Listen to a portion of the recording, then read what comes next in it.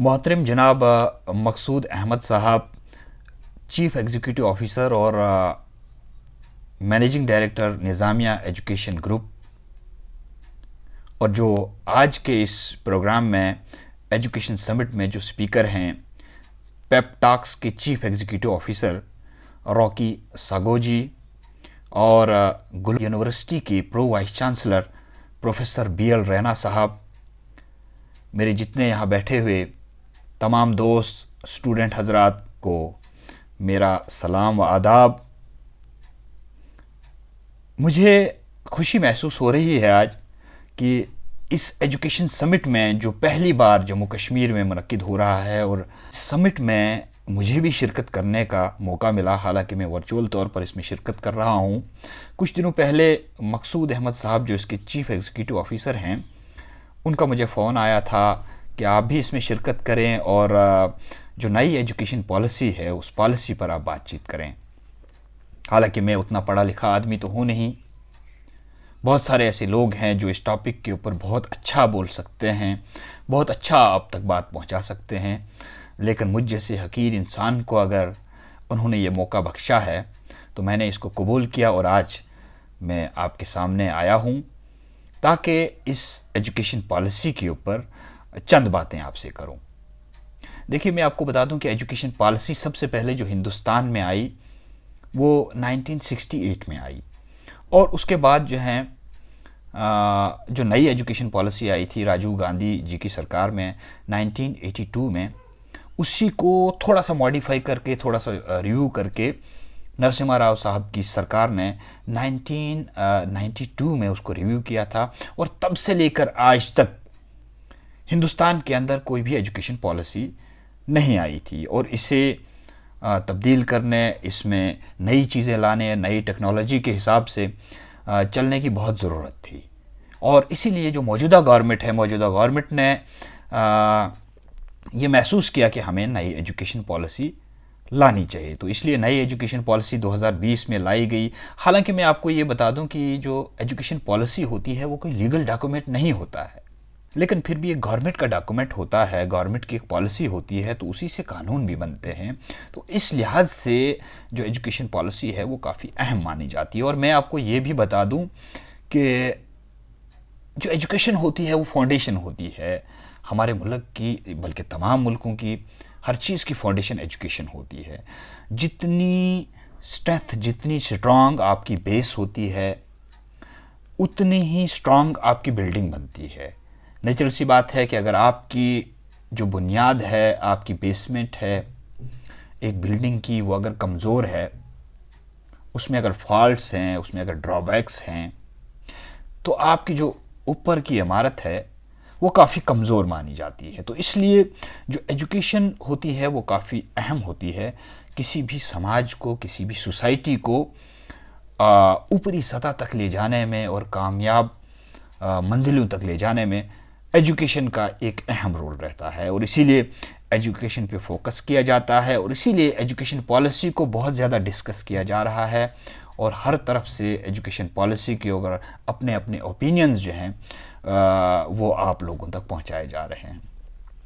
इसी हिसाब से जो एजुकेशन पॉलिसी, नई एजुकेशन पॉलिसी लाई गई है, इसको समझने की ज़रूरत है। थोड़ा सा कुछ कन्फ्यूजन जो है वो इसमें ज़रूर मौजूद है, थोड़ा सा मैं दूर करने की कोशिश करूँगा। हालांकि बहुत सारे स्पीकर्स ने इससे पहले जो है इस पे अपने ओपिनियंस दिए हैं, अपनी राय दी है, और मैं भी अपनी कुछ राय इस पे ज़रूर दूंगा। लेकिन पहले आपको ये समझाने की कोशिश करूँगा कि ये नई एजुकेशन पॉलिसी आखिर है क्या, इसमें कौन कौन सी बड़ी तब्दीलियाँ की गई हैं।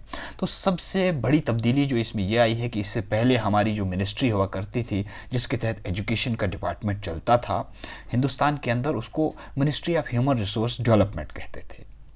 और अब इसको तब्दील करके, इसको तब्दील किया जाएगा जो ही ये पॉलिसी इम्प्लीमेंट होगी 2022-2023 में, तो इसका नाम जो है मिनिस्ट्री ऑफ एजुकेशन रखा जाएगा, यानी एक्सक्लूसिवली जो मिनिस्ट्री है इसके लिए कायम की जाएगी। तो एक बड़ा कदम है। इसके अलावा पैटर्न भी चेंज किया गया है। पहले हमारे यहाँ जो सिस्टम था एजुकेशन के अंदर वो 10+2 का पैटर्न था। कुल मिलाकर 12 साल स्टेट गवर्नमेंट या यूनियन टेरिटरी गवर्नमेंट जो है वो आपकी तालीम पर पूरी नज़र रखती थी। लेकिन अब जो मौजूदा सिस्टम है वो 5+3+3+4 है।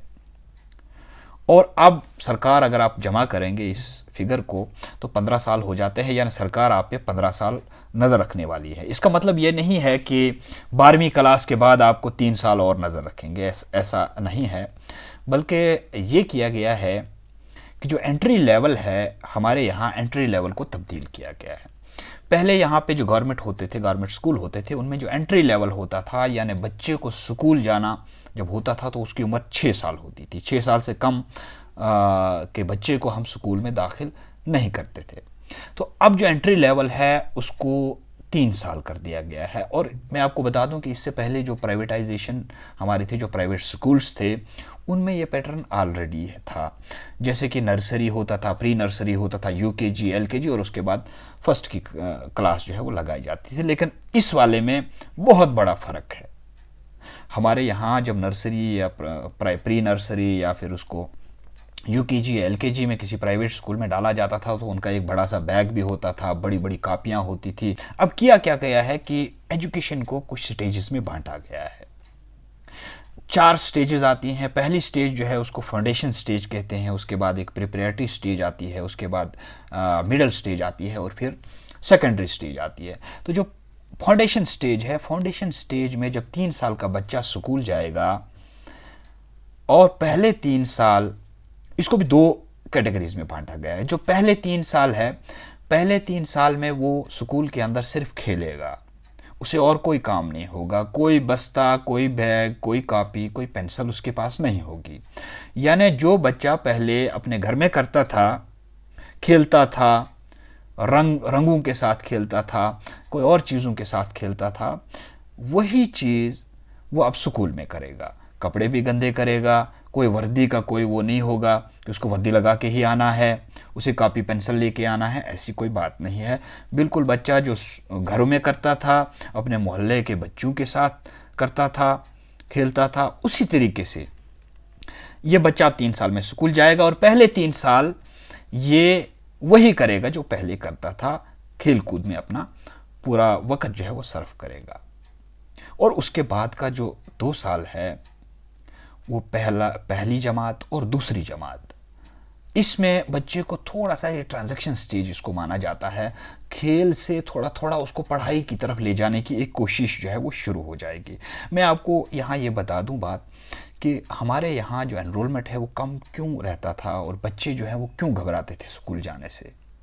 क्योंकि उनको स्कूल जाते जाते ही किताबों का बड़ा सा बैग और बड़ी सी कापियाँ, और फिर उनको याद करना पड़ता था, एग्ज़ाम देना पड़ता था। तो बच्चा जो है वो स्कूल जाने से घबराता था। और हम भी जब छोटे छोटे थे तो स्कूल जाते वक्त बहुत रोया करते थे, और फिर वालिद मोहतरम हमें उंगली पकड़ के स्कूल ले जाया करते थे। तो बच्चा जो है स्कूल से बहुत घबराता था। एक बच्चा अपने वालिद के साथ जो है कहीं जा रहा था, बाज़ार में या स्कूल की तरफ जा रहा था, तो एक कसाई जो है वो अपने बकरे को ज़ोर से ऐसे खींच रहा था, और वो बकरा जो है वो पीछे की तरफ अपने आप को धकेल रहा था। तो वो बच्चा जो है उसने अपने वालिद से सवाल पूछा कि अब्बू, ये जो ये मसला है ये क्या है, ये इसको क्यों इसको घसीट रहा है। तो वालिद ने अपने बच्चे से कहा कि ये इसलिए इसको घसीट रहा है क्योंकि इसको ज़बह करना है, हलाल करना है, और ये इसका काम है। तो कहा अच्छा, मैंने सोचा कि शायद ये इसको स्कूल ले जा रहा है। तो यानी ज़बह करने से भी जो बड़ा डर था वो बच्चे के अंदर स्कूल जाने का डर था। तो इस डर को ख़त्म करने के लिए गवर्नमेंट ऑफ इंडिया ने बहुत ही बढ़िया, बहुत ही अच्छा कदम उठाया है कि जो बच्चा है वो खेल की गर्ज से, उसके लालच में आके, क्योंकि वहाँ पे उस तरह के खिलौने रखे गए होंगे, उस तरह के खेल का सामान रखा गया होगा, तो नेचुरल सी बात है कि बच्चा बड़ी खुशी खुशी जो है वो घर से निकलेगा खेल के लिए। इसलिए जो पहले 3 साल हैं वो खेल में लगाए गए, और उसके बाद एक ट्रांजैक्शन दी गई फर्स्ट क्लास और सेकंड क्लास, और उसमें भी ये किया गया कि आपका कोई एग्ज़ाम नहीं होगा। अब बच्चा मस्त होके जो ट्रांजैक्शन जो है वो भी पार कर लेगा और पहुंचेगा वो तीसरी क्लास में। अब यहाँ से 5 तो हो गया, अब +4 +3 जो है वो क्या है, वो है जो हमारी प्राइमरी स्टेज आती है, या इसको प्रिपरेटरी स्टेज भी बोलते हैं, इसको प्रिपरेटरी स्टेज का है, इसमें प्रिपरेशंस कराई जाती है कि बच्चे को अब हमने आगे कैसे ले जाना है। तो इसमें सबसे बड़ी बात जो बताई गई है वो ये है कि जो मादरी ज़बान है, मादरी ज़बान में बच्चे को जो मीडियम ऑफ इंस्ट्रक्शंस हैं वो पढ़ाया जाना चाहिए। इसको कंपलसरी भी नहीं किया गया, हालांकि इस पर बहुत बड़ा बवाल उठ गया है कि मादरी ज़बान अगर पढ़ाएंगे तो बच्चा अंग्रेज़ी वगैरह में कमज़ोर रहेगा। उनकी ये जो बात है इसमें उतनी दमदार बात नहीं है, क्योंकि सरकार ने तो क्लियर कर ही दिया है कि जो मादरी ज़बान है वो हमने रख तो दी है, लेकिन फोर्स हम किसी को नहीं कर रहे हैं कि भैया आपने सिर्फ मादरी ज़बान ही पढ़ानी है। आपकी मर्ज़ी है तो आप अंग्रेज़ी पढ़ाइए, आपकी मर्ज़ी है तो आप मादरी ज़बान में पढ़ाइए। किसी पे इसमें कोई वो बार जो है वो नहीं है कि आप ये नहीं कर सकते, ये कर सकते हैं। यानी कुल मिला के एक फ्लेक्सिबिलिटी दी गई है कि आप जिसमें मर्ज़ी है पढ़ाएं, लेकिन मादरी ज़बान को इसलिए ज़रूरी कहा गया है क्योंकि मादरी ज़बान में जो ग्रेस्पिंग पावर होती है बच्चे के अंदर वो बहुत खूब होती है और उसको ग्रेस्प करने में कोई प्रॉब्लम नहीं आती है। इसलिए जो है मादरी ज़बान को रखा गया है। लेकिन अंग्रेज़ी भी मैं आप तक ये बात पहुंचा दूं कि अंग्रेज़ी भी बहुत ज़्यादा ज़रूरी है। मैं आपको एक मिसाल देता हूं कि जो हिंदुस्तान के जो पढ़े लिखे लोग हैं उनको बाहर के मुल्कों में जॉब बहुत आसानी से मिलता है चाइना के मुकाबले में। उसकी वजह यह है कि हिंदुस्तान का जो बच्चा होता है वो कहीं ना कहीं टूटी फूटी कुछ न कुछ अंग्रेज़ी बोल ही लेता है, लेकिन जो चाइनीज़ होते हैं वो अपनी मादरी ज़बान में ही उनको पढ़ाया जाता है और उसका नुकसान उनको ये होता है कि उनका बड़े से बड़ा डायरेक्टर जो है वो भी पूरे तरीके से बेहतर ढंग से अंग्रेज़ी नहीं बोल सकता है, जिसमें उनको बाहर के मुल्कों में बहुत ज़्यादा परेशानी आती है। तो उन्होंने जो चिंग चंग पंग की ज़बान जो है वही पढ़ते हैं, और उसके बाद जब उन्हें अंग्रेज़ी जो है बेहतर ढंग से नहीं आती है तो उनको अपॉर्चुनिटीज़ जो है वो पूरी दुनिया में बहुत कम मिलती हैं हिंदुस्तान के मुकाबले में। तो हम ये कह सकते हैं कि हिंदुस्तान जो है वो चाइना के मुकाबले में ज़्यादा जॉब लेता है जो इंटरनेशनल मार्केट है उसमें, इसलिए क्योंकि उनको अंग्रेज़ी ज़बान अच्छी आती है या थोड़ी बहुत ही कुछ न कुछ आती है। तो अंग्रेज़ी ज़बान भी बहुत ज़्यादा ज़रूरी है। जो प्रिपरेटरी स्टेज होती है, इस स्टेज के अंदर यानी 3 से लेकर 5 तक यहाँ आप एग्ज़ाम देना शुरू हो जाएंगे बच्चे, यानी तीसरी के बाद जो है वो एग्ज़ाम का सिलसिला जो है वो शुरू हो जाएगा, इससे पहले कोई एग्ज़ाम नहीं। अब अगली स्टेज जो आती है वो +3 की आती है, यानी 5 + 3 तो आपने समझ लिया। अब एक और स्टेज आती है जिसको +3 बोलते हैं, यानी आपकी एंट्री अब 6th में होगी, 6th, 7th और 8th, और इस वाली स्टेज को हम मिडल स्टेज कहते हैं। ये स्टेज बहुत ही इम्पॉर्टेंट स्टेज मानी जाती है क्योंकि इस स्टेज में 2 चीज़ें बड़ी इम्पॉर्टेंट की गई हैं। एक तो जो कंप्यूटर कोडिंग है, कंप्यूटर कोडिंग के बारे में बच्चे को पढ़ाया जाएगा, उसको कोडिंग सिखाई जाती है। ऐसा नहीं है कि बच्चा जो है वो 6th में ही आपको सॉफ्टवेयर बनाना शुरू हो जाएगा और कंप्यूटर प्रोग्रामिंग करना शुरू हो जाएगा, ऐसी बात नहीं है। लेकिन उसकी एक जहनियत बनाई जाएगी उस तरफ कि कोडिंग थोड़ी बहुत ही जो है उसको आहिस्ता आहिस्ता करके सिखाई जाएगी। दूसरी एक बहुत ही इम्पॉर्टेंट बात जो इस स्टेज में है और जिसकी बहुत ज़्यादा ज़रूरत थी वो है वोकेशनल ट्रेनिंग। वोकेशनल कोर्स एक चलाया जाएगा इस वाली स्टेज के अंदर, जिसमें बच्चे को जिस चीज़ के अंदर इंटरेस्ट है उस चीज़ में उसको थोड़ी थोड़ी ट्रेनिंग दी जाएगी। जैसे अगर वो सीखना चाहता है कारपेंटरी का काम तो कारपेंटर का काम सीखे, अगर उसको सेविंग मशीन चलाना सीखना है तो सेविंग मशीन चलाना सीखे, अगर उसको रेडियो बनाना सीखना है कि उसको रेडियो को कैसे ठीक करते हैं तो रेडियो बनाना सीखे। इस वाली स्टेज में जो मिडल स्टेज है, इस वाली स्टेज में एक बहुत ज़्यादा ज़रूरी चीज़ जो है वो ये भी की गई है कि अब इंडियन लैंग्वेज को भी पढ़ाना ज़रूरी बताया गया है। इसमें आप कोई भी इंडियन लैंग्वेज पढ़ सकते हैं, उर्दू पढ़ सकते हैं, कश्मीरी पढ़ सकते हैं, गोजरी पढ़ सकते हैं, संस्कृत पढ़ सकते हैं, हिंदी पढ़ सकते हैं। इसके बाद की जो स्टेज है वो सेकेंडरी स्टेज है, 9th, 10th, 11th और 12th की। ये भी बड़ी इम्पॉर्टेंट स्टेज है। अब इस स्टेज में जो सबसे बड़ा जो तब्दीली की गई है वो ये है कि इसमें सेमेस्टर सिस्टम शुरू किया गया है।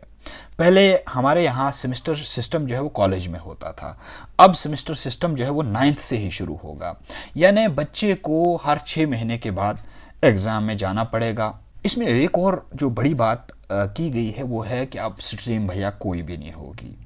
पहले ये होता था कि जब हम 10वीं क्लास पढ़ लेते थे, 10वीं क्लास के बाद या हमें आर्ट्स पढ़ना पड़ता था या हमें मेडिकल पढ़ना पड़ता था या नॉन मेडिकल पढ़ना पड़ता था, इस तरीके की पढ़ाई होती थी। अब ये होगा कि भाई आप जो कुछ पढ़ना चाहते हो, बुफे सिस्टम है। आप इस प्लेट के अंदर क्या क्या लेना चाहते हो, क्या क्या खाना चाहते हो, आप खा सकते हो, आप ले सकते हो। आप अगर पढ़ना चाहते हो हिस्ट्री, आप हिस्ट्री पढ़ो। हिस्ट्री के साथ आप पढ़ना चाहते हो अकाउंटिंग, तो अकाउंटिंग भी पढ़िए। और नहीं, अकाउंटिंग के बाद आपको इंटरेस्ट है कि आपको बायोलॉजी भी पढ़नी है, तो बायोलॉजी भी पढ़ सकते हैं। यानी कुल मिला के एक फ्लेक्सिबल एजुकेशन सिस्टम बनाया गया है। इस स्टेज में बहुत एक अच्छी बात लाई गई है कि क्रिटिकल थिंकिंग पे ज़्यादा ध्यान दिया जाएगा, जो आज तक बिल्कुल भी नहीं था। हमारे यहाँ स्कूलों में सबक पढ़ाया जाता था, लेकिन हमें पता नहीं चलता था कि ये पढ़ा क्या रहे हैं। हमने भी पढ़ा है कि ज़मीन गोल है, नारंगी की तरह गोल है, ये हम रट के पढ़ लेते थे, ज़मीन गोल है, नारंगी की तरह गोल है। लेकिन फिर जब हमारे टीचर ने, जो साइंस का टीचर होता था, ज्योग्राफी का टीचर सॉरी, जो होता था, उसने जब हमारे यहाँ एक ग्लोब लाया और ग्लोब के इधर एक मोमबत्ती जला दी और उस मोमबत्ती की रोशनी उस पर पड़ने लगी, तो बोला कि भैया ऐसे ज़मीन घूमती है और इधर जो है वो अंधेरा छाया हुआ है, यहाँ पीछे अंधेरा छाया हुआ है और यहाँ इस वक्त रोशनी है। इसी तरीके से जब घुमाया तो इधर भाई इस वक्त रोशनी है, इधर अंधेरा है। तो उन्होंने समझाया हमें किस तरीके से टेबल के ऊपर, ग्लोब के ऊपर, तो हमें बहुत समझ आई और आज तक जो है वो हमें समझ है। इसी तरीके से क्रिटिकल थिंकिंग जो है वो हमारे यहाँ नहीं थी। ज़मीन गोल है, हमें पता था ज़मीन गोल है, अब कैसे गोल है, क्यों गोल है, इसके बारे में तो कोई इल्म नहीं था। लेकिन क्रिटिकल थिंकिंग में ये पढ़ाया जाता है कि भाई ज़मीन गोल है, लेकिन अगर चपटी होती, अगर चकोर होती, अगर तुकूनी होती, तो भैया क्या होता। क्रिटिकल थिंकिंग, उस पर सोचेगा आदमी, यार अगर सच में ज़मीन गोल नहीं होती, ये चपटी होती, ये ट्रायंगुलर होती, तो क्या होता, फिर ऐसे होता, ऐसे होता, ऐसे होता। यानी क्रिटिकल थिंकिंग। अगर हिस्ट्री का स्टूडेंट जो है उसको ये पढ़ाया जाता है कि भैया 1947 के अंदर हिंदुस्तान को आज़ादी मिली, उसमें ऐसे ऐसे लोगों ने बहुत काम किया और ये किया। अब क्रिटिकल थिंकिंग में ये है कि भैया 1947 की जगह अगर 1857 के दौरान ही जब पहली जंग आज़ादी शुरू हुई थी, अगर उसी दिन हिंदुस्तान को आज़ादी मिली होती तो क्या होता। तो बच्चा सोच में पड़ जाएगा, यार क्या होता। उस वक्त उतने डेवलप भी नहीं था, उस वक्त हिंदुस्तान के पास उतनी फोर्स भी नहीं थी, मैन पावर भी नहीं था, हिंदुस्तान के लोग उस वक्त पढ़े लिखे भी नहीं थे। अच्छा, उस वक्त क्या होता। तो क्रिटिकल थिंकिंग पे जो है बहुत ध्यान दिया जाएगा और ये सबसे बड़ी बात है, बहुत ही बढ़िया बात है जो इस एजुकेशन पॉलिसी के अंदर है। तो भैया मैंने आपको जो 12th लेवल है, जिसको हम कहते हैं अब 5+3+3+4, यहाँ तक तो आपकी समझ में आ ही गया होगा। अब सोचेंगे कि भैया आगे तो ग्रेजुएशन है, ग्रेजुएशन में क्या होगा। तो ग्रेजुएशन के अंदर भी बहुत बड़ी तब्दीली आने वाली है। अब ग्रेजुएशन जहाँ 3 साल का होता था, अब 4 साल का हो जाएगा। स्ट्रीम सिस्टम यहाँ भी कुछ भी नहीं है। पहले हम क्या करते थे कि इसमें एंट्री और एग्जिट लेवल जो होता था हमारा, वो बड़ा टफ लेवल था। जैसे हम फर्स्ट ईयर सेकेंड ईयर की क्लास पढ़ते थे और सेकेंड ईयर के बाद अगर हमने छोड़ दिया गलती से, तो भैया आपको 2-3 साल बाद अगर याद आ गया पढ़ना दोबारा, तो आपको दोबारा से फर्स्ट ईयर में आना है। अब ऐसा नहीं होगा। यानी आप अगर जो ग्रेजुएशन का फर्स्ट ईयर है उसमें दाखला लेते हैं, तो आपको 1 साल के बाद एक सर्टिफिकेट मिलेगा जिसको ग्रेजुएट सर्टिफिकेट बोला जाएगा, ग्रेजुएशन सर्टिफिकेट। और अगर आप कंटिन्यू करते हैं और दूसरा साल भी कर लेते हैं, तो आपको ग्रेजुएट डिप्लोमा का सर्टिफिकेट मिलेगा, ग्रेजुएशन डिप्लोमा का सर्टिफिकेट मिलेगा। यानी आपका अब साल ज़ाया नहीं होगा। आपको सर्टिफिकेट मिला पहले साल, दूसरे साल आपको डिप्लोमा मिला और तीसरे साल आपको ग्रेजुएशन डिग्री मिलेगी। और डिग्री के बाद एक और कोर्स जो है चौथा साल भी जोड़ा गया है कॉलेज के अंदर, जिसको ग्रेजुएशन रिसर्च बोलेंगे। इसमें स्पेशलाइज रिसर्च हो जाएगी और अगर कोई करना चाहता है तो इसको कर भी सकता है। जिसने आगे की पढ़ाई करनी है उसको ग्रेजुएशन रिसर्च करना पड़ेगा, जो बहुत ज़रूरी है, जो उसके बहुत काम आने वाला है। और अगर कोई नहीं करना चाहता है, 3 साल में ही ख़त्म हो गई, तो उसकी डिग्री ख़त्म हो गई, जॉब वगैरह के लिए उसकी 3 साल की डिग्री ही कंसिडर की जानी है, तो वो ग्रेजुएशन उधर ख़त्म हो गई। अब पोस्ट ग्रेजुएशन लेवल पे क्या होगा कि पोस्ट ग्रेजुएशन लेवल पे अगर तो उसने रिसर्च किया होगा, ग्रेजुएशन रिसर्च, तो अब पोस्ट ग्रेजुएशन भैया सिर्फ 1 साल की होने वाली है। अब आपको सिर्फ पोस्ट ग्रेजुएशन 1 साल की हो जाएगी। लेकिन अगर आपने जो ग्रेजुएशन डिग्री की होगी, तो आपको बराबर 2 साल देने पड़ेंगे।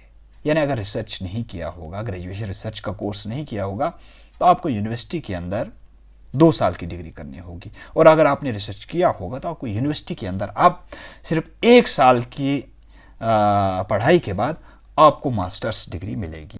उसके बाद एमफिल को टोटल ख़त्म किया गया है, अब एमफिल नहीं होगा, जो नई पॉलिसी है। और पीएचडी में भी कोई ख़ास चेंजिंग उतनी नहीं आई है। अब मैं आपको ये बात बताना चाहता हूँ कि जो नई एजुकेशन पॉलिसी है इसमें अच्छी और बुरी चीज़ें क्या हैं, क्योंकि हर चीज़ में अच्छी और बुरी चीज़ें होती हैं। बहुत सारा डिस्कशन, बहुत सारा डिबेट जो है इस पर हो रहा है। मैं आपको बताता हूँ कि बहुत अच्छी चीज़ ये है कि नई एजुकेशन पॉलिसी में जो हमारा जीडीपी होता है, कुल मिला के जो हमारा जीडीपी होता है, उसका 6% एजुकेशन के लिए रखेंगे। मैं आपको बता दूं कि इससे पहले 1.6 से लेकर 3% तक एजुकेशन पर खर्च होता था, लेकिन अब उसको डबल करने की बात की गई है। दूसरी एक जो बहुत अच्छी बात है वो ये फीस को लेकर है। आज से पहले मनमानियाँ चलती थी, जो प्राइवेट स्कूल होते थे वो मनमानी फीस रखते थे, जो उनको मन करे वो फीस उनको दी जाती थी। तो भैया पेरेंट्स बहुत मुश्किलात में पड़ जाते थे। कभी फिज़िकल एजुकेशन फ़ीस, कभी मैगज़ीन फ़ीस, कभी एडमिशन फ़ीस। एडमिशन फ़ीस को अगर बंद किया तो फिर एनुअल फ़ीस चलाना शुरू किया। इस तरीके से पेरेंट्स की जेब पर उनकी बहुत गहरी नज़र रहती थी और उनकी जेब खाली करने के लिए प्राइवेट स्कूल हमेशा तैयार रहते थे। लेकिन भैया अब ये नहीं चलने वाला है, क्योंकि अब सरकार एक मैक्सिमम फ़ी जो है वो फिक्स करने वाली है। इसके अलावा जो रिज़ल्ट है, रिज़ल्ट को लेकर एक बहुत बड़ी चेंजिंग होने वाली है और बहुत ही ज़्यादा ज़रूरी चेंजिंग होने वाली है।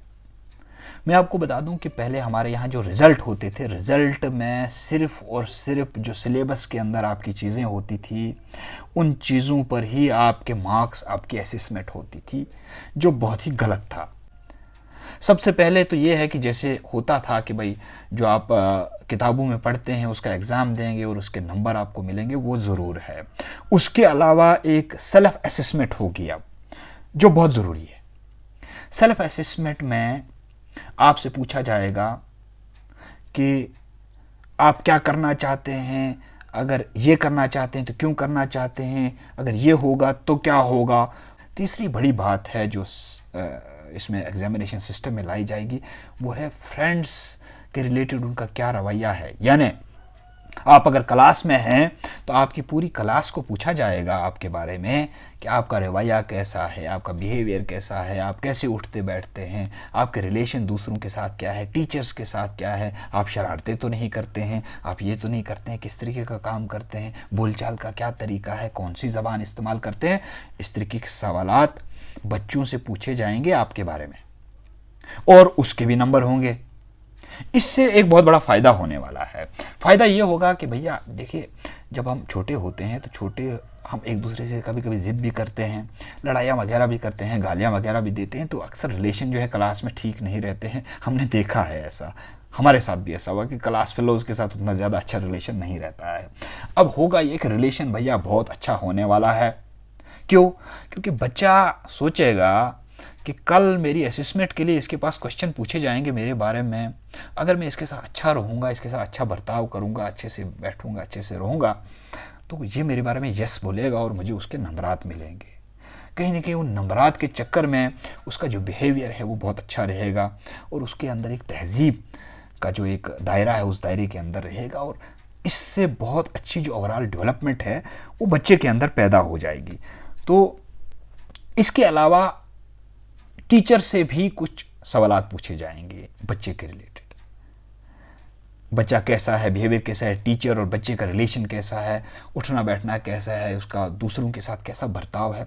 तो टीचर के भी कुछ नंबर होंगे उसके बिहेवियर को लेकर, उसके बर्ताव को लेकर। यानी कुल मिलाकर अगर मैं बात करूं तो भैया आपको सिर्फ किताबी कीड़ा नहीं बनना पड़ेगा, ओवरऑल डेवलपमेंट पर आपको अब मार्क्स मिलने वाले हैं। आपकी सेल्फ असेसमेंट होगी, आपके फ्रेंड से पूछा जाएगा और आपके टीचर से पूछा जाएगा और उस बिना पर एग्जामिनेशन आपको अब पास करना पड़ेगा, जो बहुत अच्छी बात है। एक और बात जो बहुत अच्छी है इसमें वो ये है कि जो फॉरेन यूनिवर्सिटीज़ थी वो आज तक हिंदुस्तान में नहीं आ सकी। देखिए, जो हार्वर्ड यूनिवर्सिटी है वो हिंदुस्तान में उसकी कोई ब्रांच नहीं है, ऑक्सफोर्ड की कोई ब्रांच नहीं है, होनी चाहिए थी। हालांकि इस बारे में जो इससे पहले सरकार थी, कांग्रेस सरकार, उन्होंने कोशिश की थी कि जो फॉरेन यूनिवर्सिटीज़ है उनको इजाज़त दी जाए हिंदुस्तान में कैंपस खोलने की, ताकि कंपटीशन हो यहाँ के यूनिवर्सिटीज़ के दरमियान में और एजुकेशन लेवल जो है वो ऊपर जाए। लेकिन उस दौर के सरकार ने एक शर्त भी रखी थी कि भैया जो यूनिवर्सिटी आएगी उसका 50 करोड़ हम अपने पास सिक्योरिटी रखेंगे। वो अच्छी बात भी थी, क्योंकि भाई अगर जो है ये यूनिवर्सिटी यहाँ से बोरी बिस्तर उठा के चला जाए तो भाई हम अमेरिका में कहाँ ढूंढें कि कहाँ ऑक्सफोर्ड है, कहाँ हार्वर्ड है। वो अच्छी बात भी थी, लेकिन कहीं ना कहीं उसको फ्लेक्सिबल अब किया गया है। अब जो है कहा गया है कि आप अपने कैंपस खोलिए, लेकिन दुनिया की टॉप 50 यूनिवर्सिटीज़ ही कैंपस खोल सकती हैं अपना।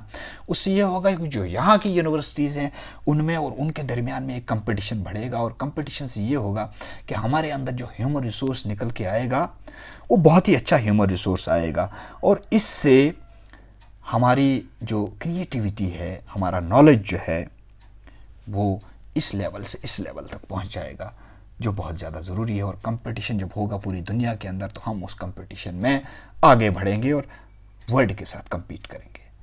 इसके अलावा हमारे यहाँ ये होता था कि टीचर्स की इतनी बेहतर ट्रेनिंग नहीं होती थी। अब टीचर्स को कम से कम 4 साल की ट्रेनिंग जो है वो दी जाएगी, जो बहुत अच्छी बात है, क्योंकि टीचर्स को जो रिफ्रेशर कोर्स आते हैं उनको कराए जाने बहुत ज़रूरी होते हैं। नई नई टेक्नोलॉजी आती है, नई नई चीज़ें आती हैं, उनको कराया जाना बहुत ज़्यादा ज़रूरी होता है। इसके अलावा मैं आपको ये बता दूं कि देखिए, ये तो हुई कुछ पॉजिटिव चीज़ें, कुछ नेगेटिव चीज़ें भी होती हैं। जैसे जो लैंग्वेज को लेकर इस वक्त नेगेटिव चल रहा है कि भाई लैंग्वेज जो है अंग्रेज़ी ही होनी चाहिए, कुछ लोग कह रहे हैं कि मादरी ज़बान ही होनी चाहिए। तो ये पॉलिटिकल बात है, इस बात पे मैं ज़्यादा नहीं जाना चाहता हूँ। लेकिन एक और नेगेटिव बात जो मैंने देखी है वो ये है कि मैं आपको बता दूँ कि जो मॉरल एजुकेशन होता है, जो इखलाकियात होती हैं, वो बहुत ज़्यादा ज़रूरी होती हैं। आपने देखा होगा, और मैं भी उसी माहौल से पढ़ के आया हूँ। हमारे यहाँ एक मॉर्निंग असेंबली होती थी, और मॉर्निंग असेंबली में कुछ न कुछ इखलाकियात हमें सिखाया जाता था कि बच्चा अपने बाप के तई कैसे बर्ताव करेगा, अपनी माँ के तई कैसे बर्ताव करेगा, और उनके क्या हुकूक हैं जिनको हमें पूरा करना होता है। देखिए, हमारे यहाँ जो है ओल्ड एज होम खुल रहे हैं, आप सभी लोगों वाकिफ़ है, और जो डेवलपमेंट नहीं है, जो बहुत ख़तरनाक चीज़ है, क्योंकि इखलाकियात की गिरावट आ रही है। और इखलाकियात की गिरावट जो है इसी वजह से आ रही है क्योंकि हम इखलाकी तालीम पे बहुत कम ध्यान दे रहे हैं। प्रॉपर तौर पर मॉरल एजुकेशन का सब्जेक्ट भी मुझे लगता है कि इस नई एजुकेशन पॉलिसी में आनी चाहिए, ताकि हमारा जो हिंदुस्तानी कल्चर है, जो एशिया का एक कल्चर है, जो माँ बाप के तई हमारी रिस्पेक्ट होती है, टीचर के तई हमारी रिस्पेक्ट होती है, बड़े के तई हमारा प्यार होता है, उसको बरकरार रखने के लिए मॉरल एजुकेशन बहुत ज़्यादा ज़रूरी है।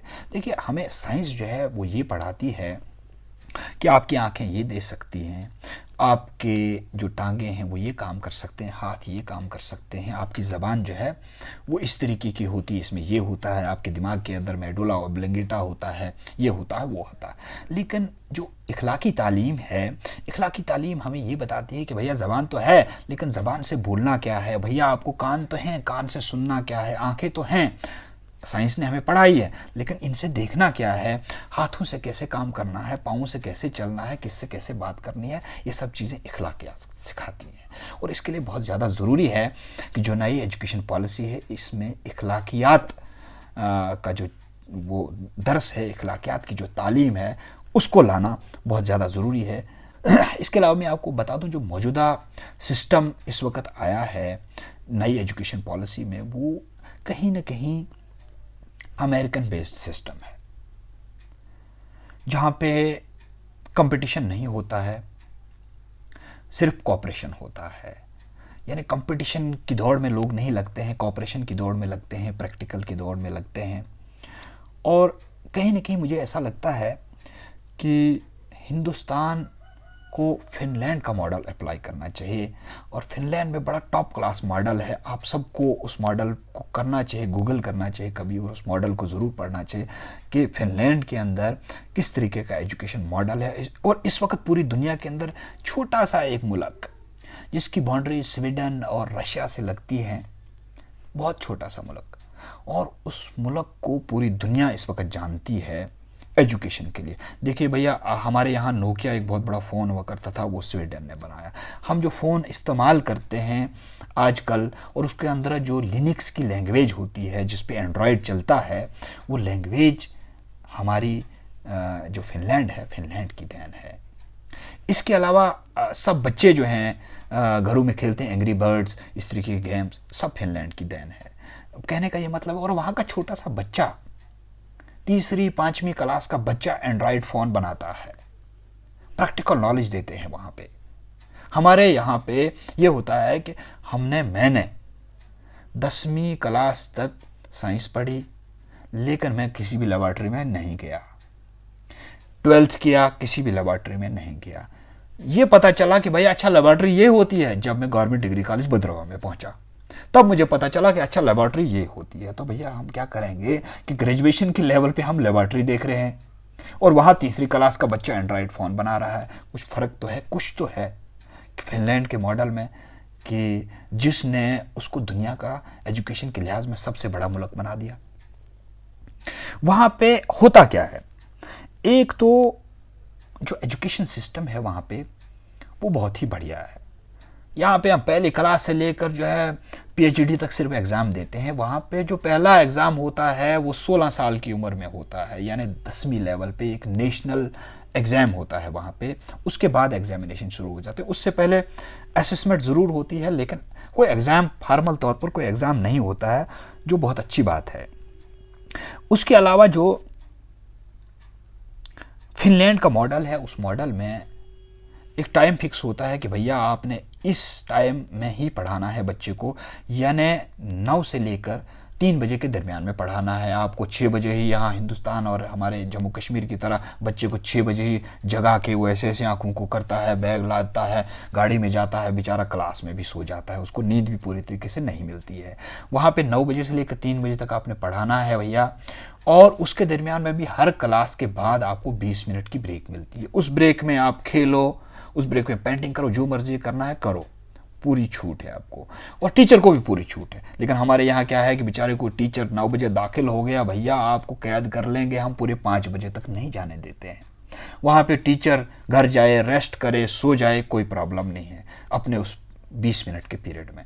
और यहाँ पे एक और बड़ी प्रॉब्लम ये है कि भाई हम असर और शौक से एक टीचर जो है अपने मनपसंद की मर्जी से अपने स्कूल चुनता है और फिर अपनी ट्रांसफ़र करा लेता है। फिनलैंड के अंदर 6 साल तक एक टीचर की ट्रांसफ़र हो ही नहीं सकती, चाहे वो वहाँ के सुप्रीम कोर्ट से लिखा के लाए, ट्रांसफ़र नहीं होगी टीचर की।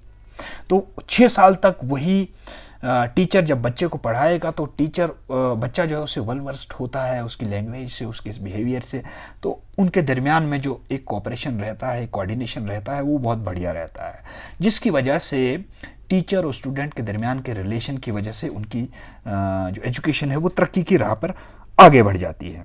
इसके अलावा जो फिनलैंड मॉडल है, फिनलैंड मॉडल में ये है कि भाई वहाँ सबसे बड़ा एग्ज़ाम जो होता है वो टीचर बनने के लिए होता है। जिस तरीके से हमारे हिंदुस्तान में सबसे बड़ा एग्ज़ाम जो है वो आईएएस होता है, इंडियन एडमिनिस्ट्रेटिव सर्विस, उसी तरीके से फिनलैंड के अंदर एजुकेशन का टीचर बनने के लिए सबसे बड़ा एग्ज़ाम होता है।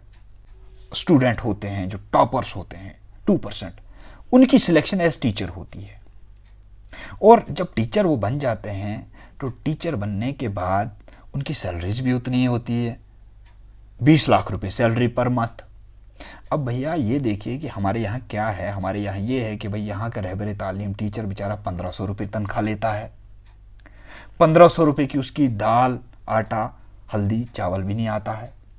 अब मुझे आप ये बात बताएं कि हमारा जो रहबर तालीम टीचर है वो दाल, सब्ज़ी, टमाटर पे कंसंट्रेट करेगा या क्लास में कंसंट्रेट करेगा, इसका अंदाज़ा आप खुद लगाइए कि किस तरीके का। तो कैसे हम एक्सपेक्ट करेंगे कि यहाँ का बच्चा जो है वो फिनलैंड का मुकाबला करेगा या अमेरिका का मुकाबला करेगा या स्वीडन का मुकाबला करेगा। इसको हमें एक्सपेक्ट भी नहीं करना चाहिए। जब हम टीचर को ही परेशानी में रखते हैं, टीचर को ही उलझन का शिकार करते हैं, जब हमें टीचर को जब हल्दी लेने के लिए पैसा नहीं है तो उस क्लास के अंदर भी उसे ये टेंशन रहती है कि मुझे हल्दी कहाँ से लानी है, मुझे कहाँ से किराया देना है, बिजली का किराया कहाँ से दूँ। वो उस टेंशन का शिकार रहेगा तो पढ़ाएगा क्या। इस वजह से जो यहाँ का टीचर है उसको बहुत ज़्यादा इज्जत देने की ज़रूरत है, और सिर्फ इज्जत देने से काम नहीं चलेगा, उसका जेब का भी ख्याल रखना पड़ेगा।